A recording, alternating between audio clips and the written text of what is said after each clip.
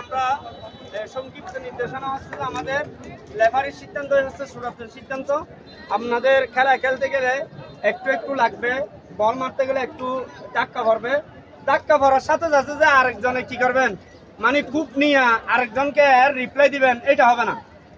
এটা সাথে সাথে আপনি অভিহিত করবেন, আবেদন করবেন, আবেদনের পরিপ্রেক্ষিতে লেফারি এটা সিদ্ধান্ত যেটা নিবে এইটাই চূড়ান্ত সিদ্ধান্ত।